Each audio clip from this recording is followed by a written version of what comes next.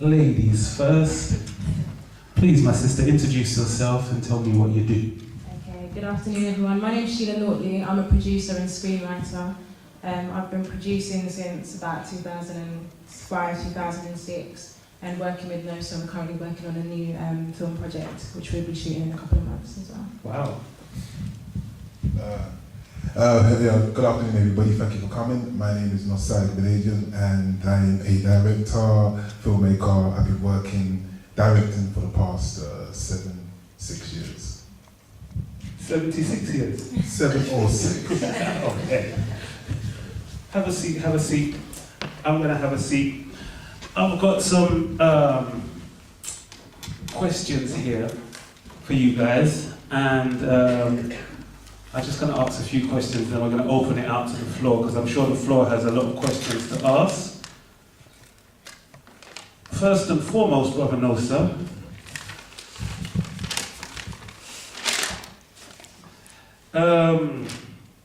this isn't your first film, like you said.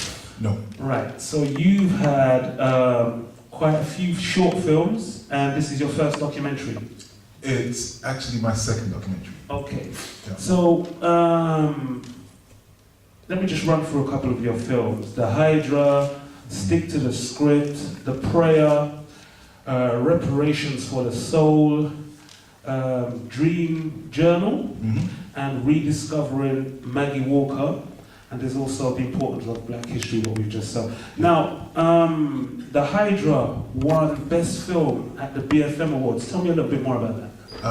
Yeah, The Hydra was like the first film I had actually officially made, or I'd say the first professional film which I made.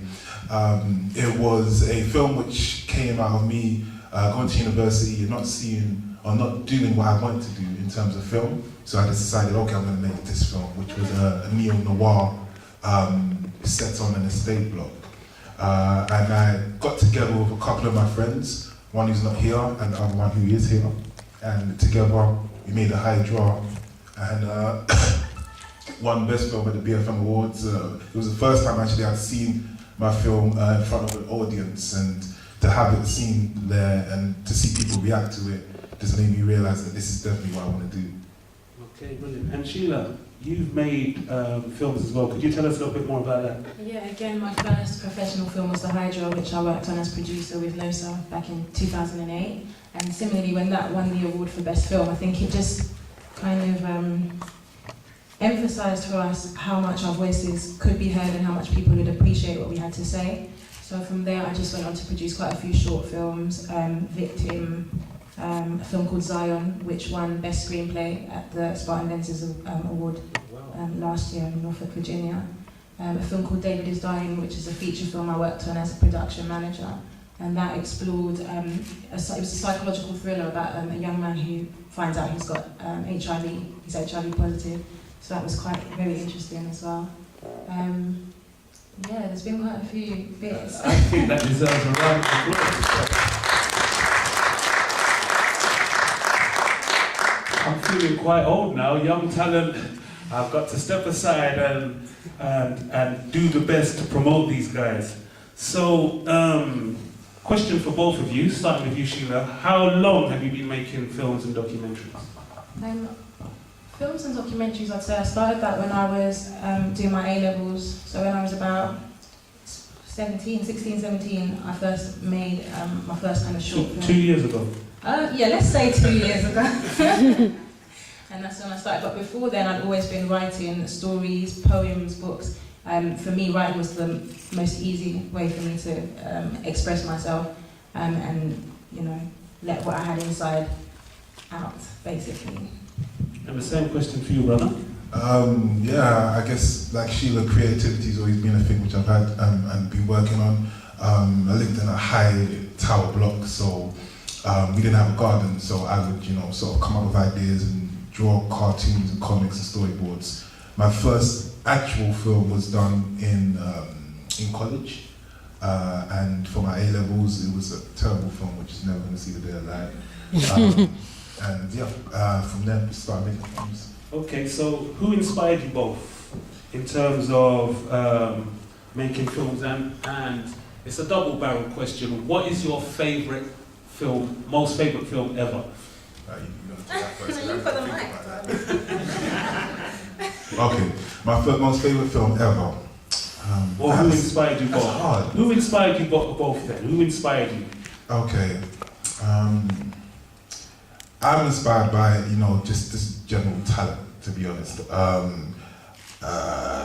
It's people, famous directors like Christopher Nolan, Spike Lee, so forth, people who inspire me. I think my most favorite film ever, one of them is probably The City of God.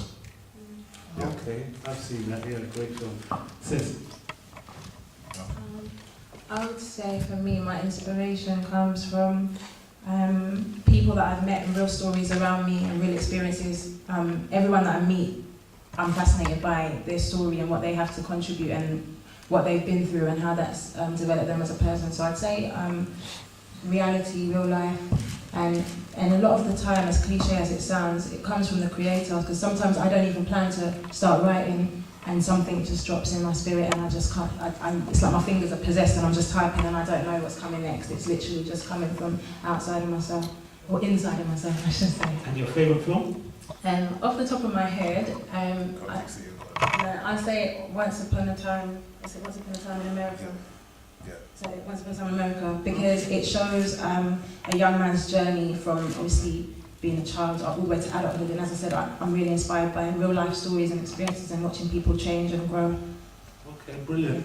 So this film, let's come back to this documentary, and it's called The Importance of Black History. And we're relating it to Black History Month, which is now going on in America, and Black History Month in the UK, which takes place throughout the month of October. Why did you set out to? I know you kind of answered it in the film, but why did you guys set out to make this film? I guess initially, I'll tell you how it came about. I was contacted by someone who's been very instrumental in my career called Nadia Denton, and she asked me if I wanted to, sort of get involved with this film and write up a treatment of my ideas of where I wanted to go with the film. As soon as she told me about this film, I had never done a film about Black History Month, or I'd done films with content which revolved around Black history, but never done something which dealt with the actual issue itself. So as soon as she gave me the question, I want you to do a documentary about Black history, my mind just went all over the place, and because it's so large, and there's so much issues and so many stories to be told. For me, it was more of the film was a journey for me to sort of narrow down and find some kind of focus for this. And because when there's so many things going on in my head and there's so many ideas, I find it hard to get any clarity. So I think the main thing was clarity, because it's just, there's Black History Month, and then there's you can talk about the American civil rights, but then you can also talk about African history. I'm from Nigeria, so there's a whole lot of history there, and it's just trying to find some clarity. So I guess that was the main purpose of doing the documentary. Have you got anything to add to that, Shane? No, I wasn't involved in the documentary, but I just want to say well done. That's the first time I've seen it. Oh, wow. Yeah, and I'm very proud, because me and Nosa, as we go right back to like when we first started working on film together, and we would go to the ACS meetings and Nosa would open his mouth and everyone would be like boo, boo, because he's just had so much to say, and it's really nice to see it being said so articulately through film, so well done. Thank you. I've seen the film about 38 times, but just one little part there where they go to Black History Studies, I've watched that part about 38 times. Will there be a part 2? Because I've heard this question being asked by quite a few people, because as much as you've covered in the short documentary, there is so much more you could cover, because in terms of the content of the film, the people that you visited, etc., I got the feeling that most of the information was based on the civil rights movement and the empowerment and the enslavement period. And because Black History Studies teaches Black history 365 days a year, I know that that's just a drop in the ocean when it comes to our history. There is tens of thousands, we could say hundreds of thousands of years of history that we could cover. So are you thinking of doing a part 2, and are you looking for a, you know?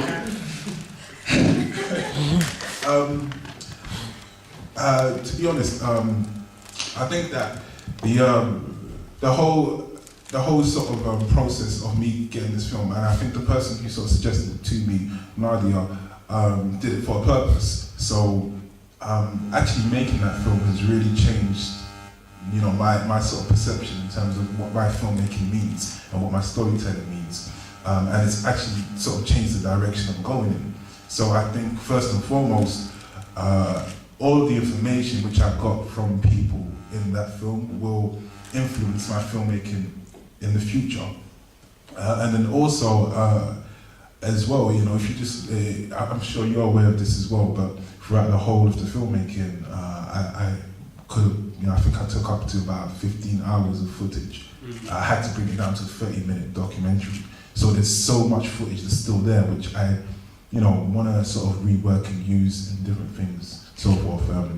But yeah, I mean, if I feel that rather than, you know, making a sequel per se, most of the films which I'm making right now will be dealing with an element of Black history or African history, just because it's integral to me. It's a natural part of who I am.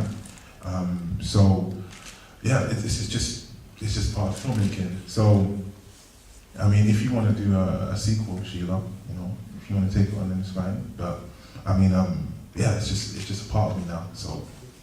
And before I open the questions to the floor, I just got one more question for you both. You are currently working on a new project. I know exactly what it is. I'm still waiting for my script. But can you just speak a little bit more about what that is? I'll pass this mic to you. Yeah, as I mentioned, we're planning. As I mentioned, a lot of the films which I'm making are going to be focused on some of the issues which I sort of discussed with people in that film. The film which I'm making right now is called Rise of the Orisha. This film is a film which takes ancient African deities known as Orisha and resurrects them as superheroes for the modern day. So, do you want to input some more on it? She was going to be producing the film, and at the moment, what we are doing is we are running basically the story deals with a young woman named Adeswa who has the power to transform into the Orisha of change, or the god of change, named Oya. And within the Orisha, the Orisha basically, for anybody who doesn't know, are a pantheon of gods from West Africa, Nigeria, similar to the Roman gods and the Egyptian gods. And they have different characteristics and different abilities. So initially we're going to be making a short taster, which we want to look as amazing as films like Thor and X-Men and so forth, to really push out these gods and make people aware of this rich history. So we are running a crowdfund on the 28th of February. You can check out information on this film on our website, which is www.riseoftheorishamovie.com. There is also a Facebook, which is Rise of the Orisha. And for any information, if you're interested in getting involved or learning more about the film, you can talk to me or Sheila after this whole Q&A.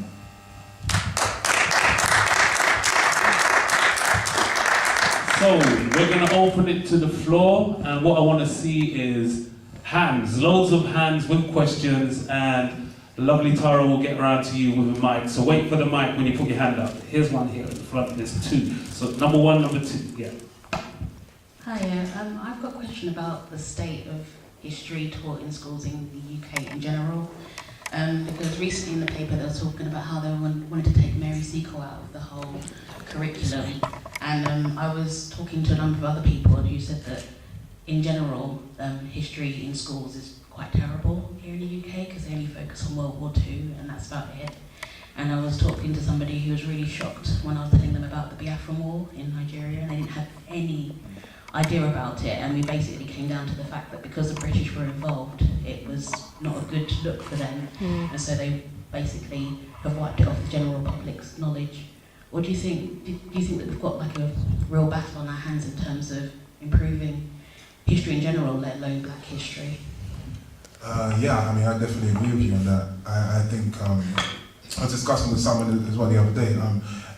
I think that at the moment, as I mentioned in the documentary, we're becoming a more globalized world where it's not just one superpower, but it's a codependent world. So to have an understanding of people's histories from different parts of the world is essential.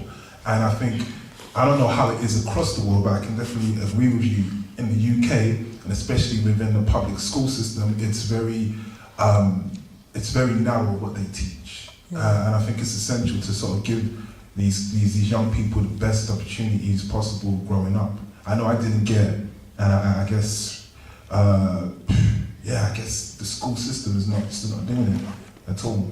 We have to look for other sources to sort of get that. Also, what I find really interesting is that we're not just taught history through history lessons in school, we're taught through everything around us, and the media is so powerful and it really influences our perception on the world, on history, on ourselves, on society, on everything. And one thing that I'm finding as well, being a filmmaker, a Black filmmaker in this country, is that similar to what's happening in schools, it's a very similar thing that's happening in the industry, which is when you want to make a film that is about Black people in general, that is not quote-unquote urban, you already have another battle in your hands. So I think the problem we're facing is even bigger than just what's taught in the curriculum. It's what I've heard to be quoted as a battle of hearts and minds, and it's a big battle.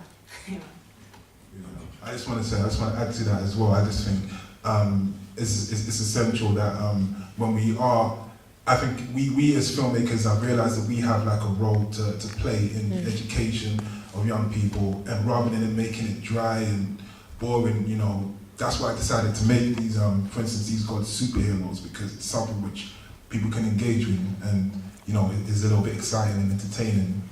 So I think that's the best thing, the best way to go about it at the moment. That's another option that's aside to the public school system. And can I just remind you, I've got a song called Super Black Man, but we'll talk about that after. I take a different stance to that, really. All what you're saying is valid, but I don't see it as a problem, because there is nothing stopping us from teaching ourselves and our children. Back in the 1918s, 19s and 20s, Marcus Garvey managed to galvanize 6 million people in America, 11 million people worldwide, right, signed up to the Garveyism and the Garvey movement. And he done that without Twitter, without Facebook, without LinkedIn and all the rest of it. So there is nothing stopping us at the moment from doing that. And your education is your own responsibility, and we can't look for others to educate ourselves. So at the end of the day, I don't see it as a problem, because I never learned anything about Black history in school. Maybe that's why I got expelled. But the fact is, it didn't stop me from learning about my history, and now I actually teach it. So there you go. This lady in the middle here, please, Tara, yes, with that.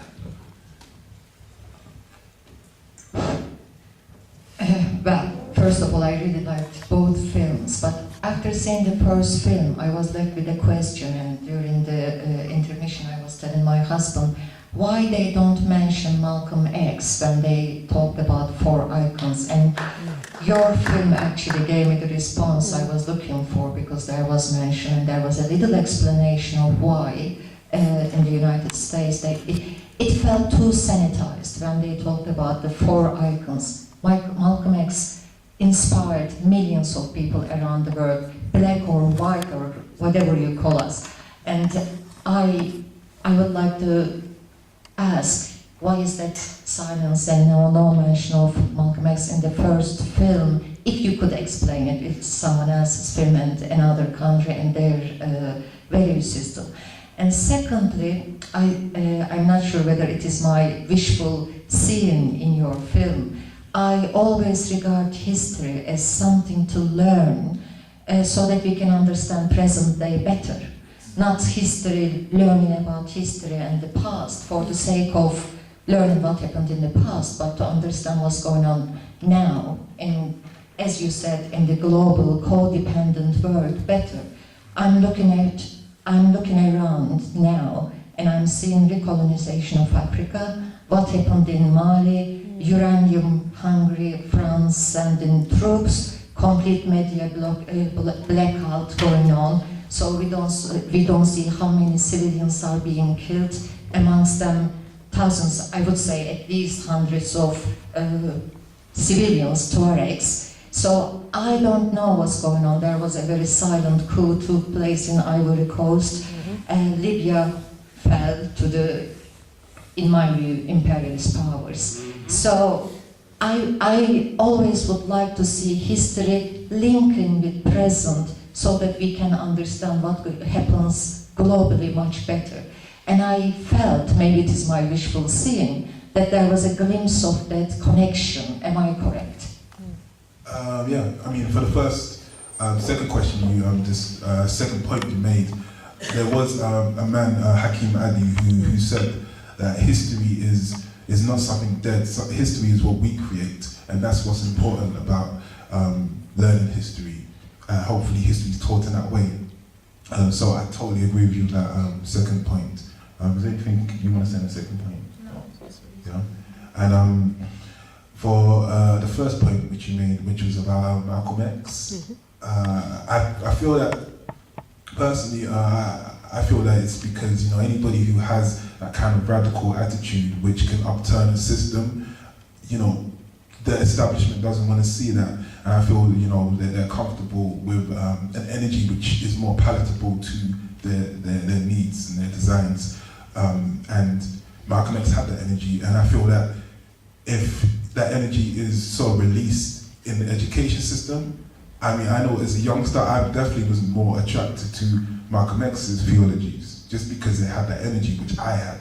So I feel that that's probably the reason why it's kind of sidelined. And just to finish, add on to that point, in terms of what you said about history, history is a tool to be used in order to shape future. Because the problem is with history, if you don't know it, it repeats itself. So everything that we're seeing going on now has happened before in different guises. It's the same, I won't say that. I was going to say something, but I realised where I am. It's the same game, the rules haven't changed, they've just moved the goalposts. And that's what it is in terms of history. So history is something that you have to learn in order to know. It was mentioned in, I think it was the first film, the term Sankofa. The term Sankofa means revisiting your history or revisiting your past so you can determine your future.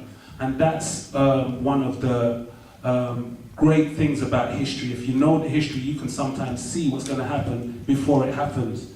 Because the problem is with a lot of us is we don't know any history, and when things happen we think it's happening for the first time when it's actually history repeating itself. So you mentioning the media block and all that, that's been going on for years and years and years, and you are 100% right with all of the stuff that you said coming out of this in terms of the recolonization of Africa, Mali being taken over by the imperialists, etc., etc. And it's a lot deeper than that, but we won't get into that right now. What we want you guys to do is come down to Black History Studies. When you see that there's an event going on, come down, support us, and we can have these discussions. Definitely. Hand there, yeah, thank you. Hesketh Benoit, educationalist. What was interesting there in terms of moving, I don't know whether it moved on. We had a guy that was running a very successful Black History Month in his school, and he went on to, become, probably, someone in the Institute of Education, and he saw what it was doing for his schools. I think he might have been a head teacher or whatever. Yeah, Robin Whitburn, yeah. Yeah, and I'm just feeling it's unfortunate. I know Robin probably did what he did there, and then he moved on into the Institute, but with something which was, I feel, so powerful and could have actually been taken on by the Institute, because it's the sort of thing that if we got success, that has to be duplicated and replicated very, very quickly. And we know in the inner cities that there was this thing with especially young black men that were not achieving. And then something like what Robin did would find that, you know, it would actually spur and get the achievement there. And that would actually be sort of uplifted. It wasn't, you know, as I said, the film, I really enjoyed your film. But just out of interest, I felt that could have been maybe explored a little bit more, that, you know, Robin in some ways could have actually developed that, especially when sort of taking that seat in the Institute, because I know it's hard to sort of, you know, get things in motion, but when you move on and, you know, you've had some success like that. Yeah, I mean, I kind of hear what you're saying. Obviously, for the film, there's a specific amount of time which I had, and he did go into that in a particular part of the interview, but to kind of make it flow, I kind of cut it out. But in terms of what he went to the Institute, I think, to sort of try and see if he could duplicate what he had, you know, worked on in the in St. Mary's previously, because I feel there are, you know, some sort of pockets of good stories happening in different places, but the problem which he mentioned, Michelle, the teacher within St. Mary's, mentioned as well, was that a lot of people didn't feel that there was the knowledge there, because there weren't the textbooks, or there weren't certain things there for them to refer to.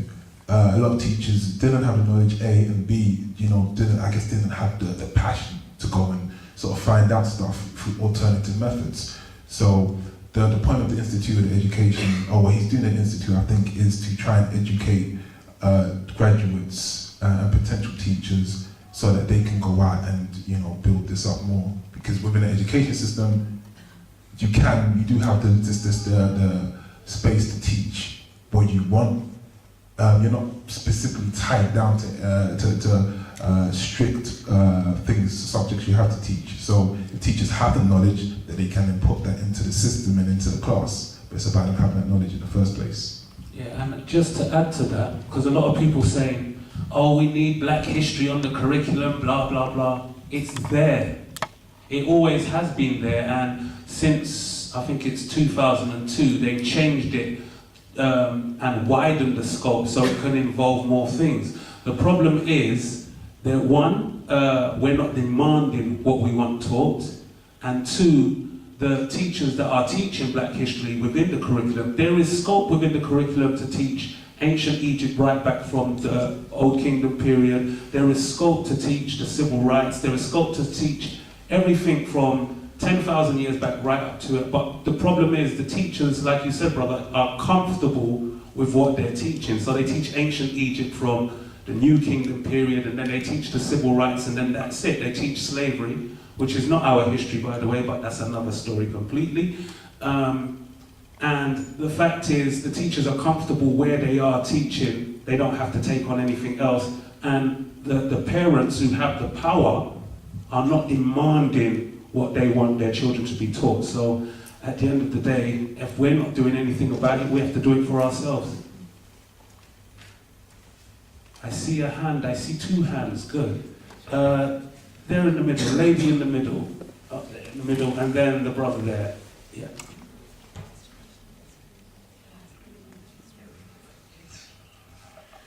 Hi.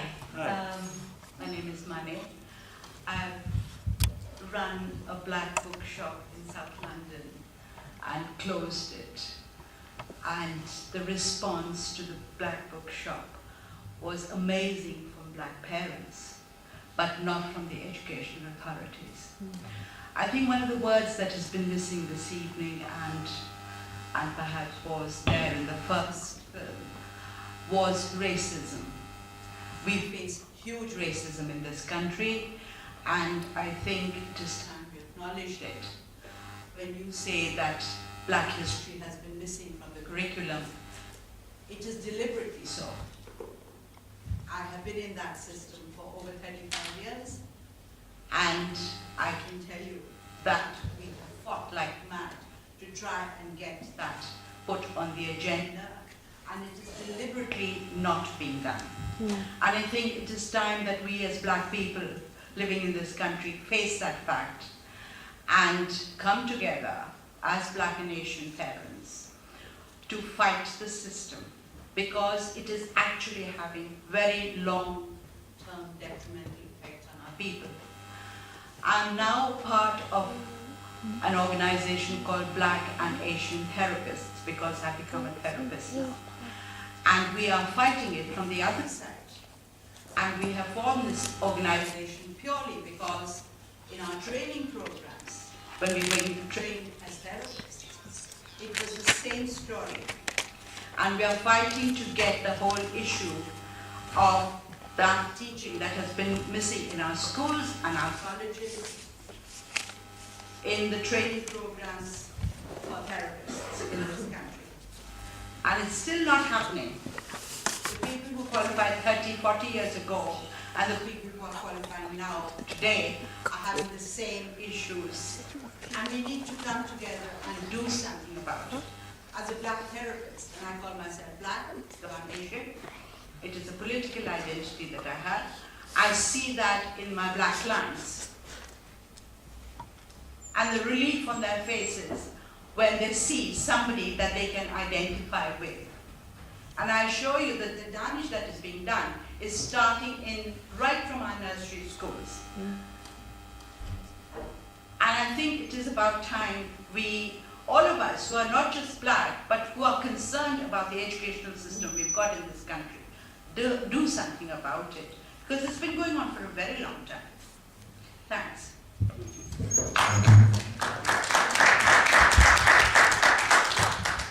Yeah, I think, the point you made was kind of touched upon as well by Patricia Lamont in the documentary, and she mentioned, she had been trying to set up these African academies for a while, and for no good reason they were sort of shut down or not allowed to start up.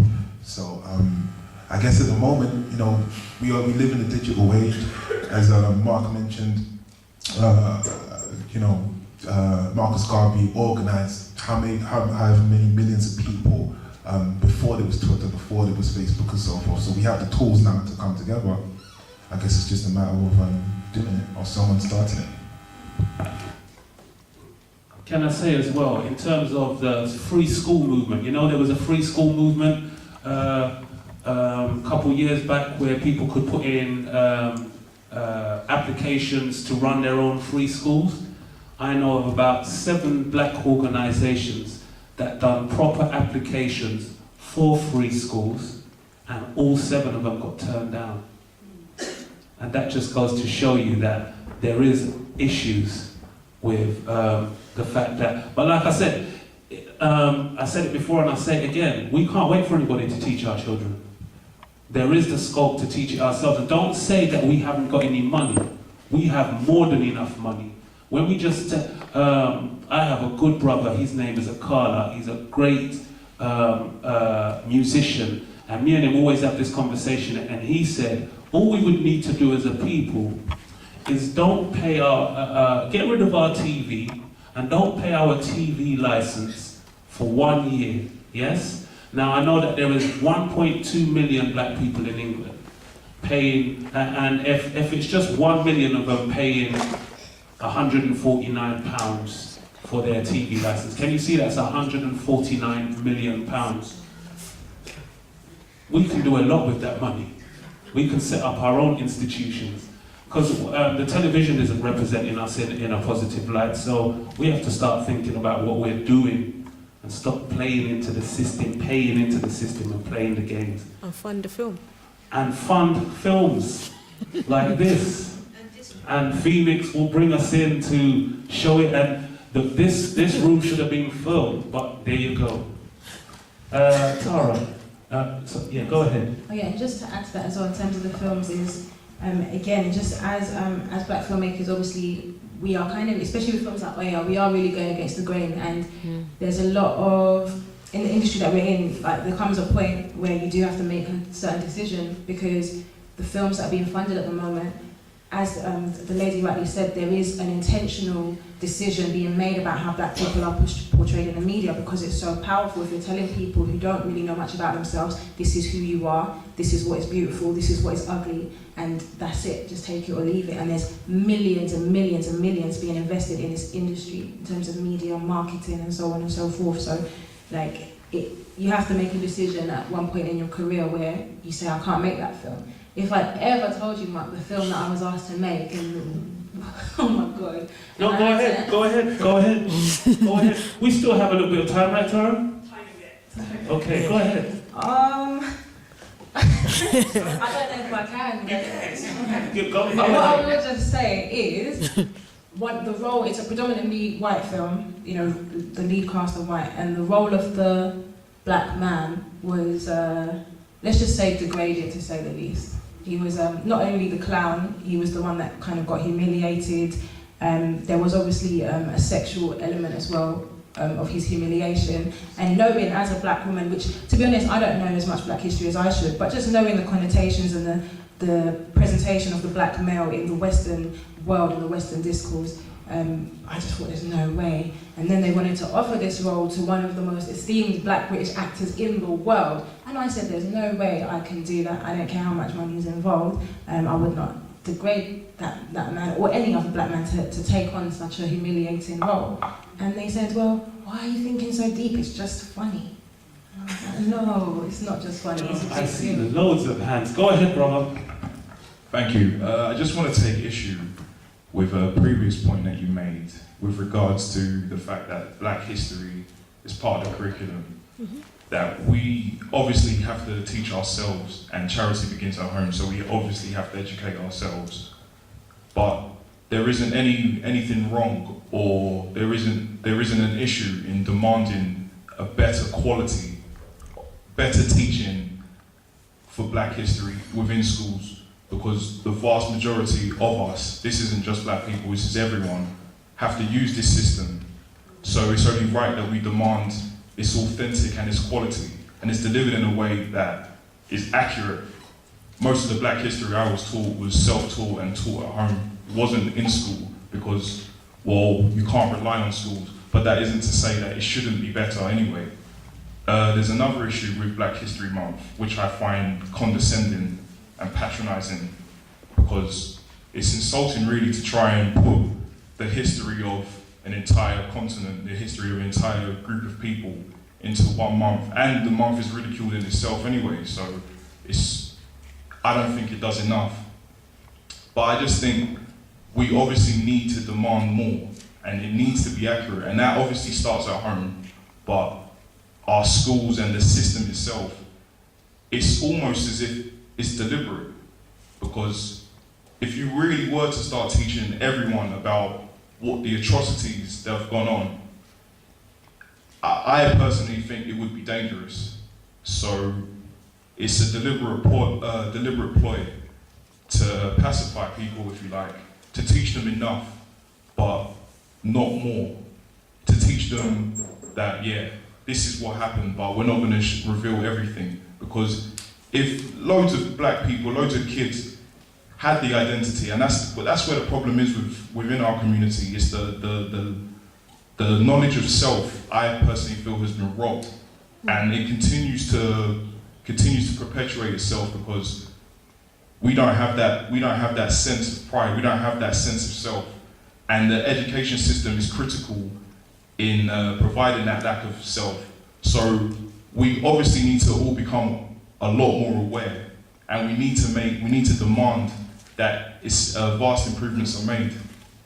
And just a final point real quick, with relation to what you said about Marcus Garvey. Obviously I have enough respect for Marcus Garvey and what he was able to do, but the world was different back then. You can't expect, you have to use the tools that are around now to try and galvanize that kind of support. And I personally think we were more aware. Black people had more sense of pride. Black people, they were seeking knowledge back then. We're too easy. We just want to get by now. There's no hunger to learn. There's no hunger to actually strive and to find out about our roots. So it's easier to galvanise support when you have a lot of people who are seeking knowledge, but when they're not, when people are just happy to get by, then it's going to be a lot more difficult. So I just think there is a big road for us to try and find, and we need to obviously come together, but there's nothing wrong at all in demanding more from the education system that we're all invested in. Yeah, spot on, my brother. You're saying exactly what I was saying, basically, that the scope is there, and the problem is we don't demand it. That's what I was saying, right? But what you're saying is an exception to the rule. The rule is most of us don't demand. The exception is we should demand, like you're saying. So in terms of Garvey, you're saying it was a different world then. The only thing that's different is the information. Back in Garvey's days, everything was upfront and in your face. Now it's behind closed doors and people plotting behind closed doors to do certain things, and you either know it or you don't know it. So you are right in what you're saying, but at the end of the day, we still can't leave it up to others to educate us. We have to educate ourselves. Yeah, no, I kind of see what you're saying, but you know, I think nowadays, you know, there is. I would kind of go against. I won't go against, but you know, I'd say something in sort of may sound kind of different in terms of information with regards to the internet and so forth is widely available nowadays. So it's almost like there is less of a respect for it right now, but it's still there, and it's still there, information there, and there's still the problems which existed years ago that exist now still. So I don't think there's any less of a need for it, or I just think people's perceptions need to be opened up to what's available for them. Last question. Yeah, I think we're going to have to finish then, but I'm really sorry to break it up. It's so interesting. I wanted to say thank you to everyone for coming, and also that we've got some evaluation forms outside, and it's really helpful for us if they get filled in, because it means we can put more events like this on. But yeah, I'll hand you over. Okay, so we've run out of time, but just look at this as part one of a 100-part series, yeah? And we need to see all of you guys back.